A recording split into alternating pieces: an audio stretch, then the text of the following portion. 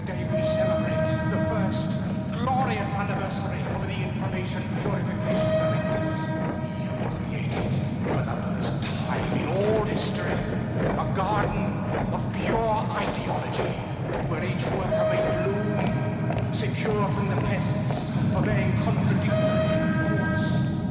Our unification of thoughts is more powerful a weapon than any fleet or army on earth. We are one people, with one will, one resolve, one cause.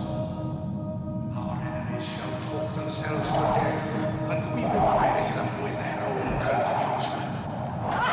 We shall prevail.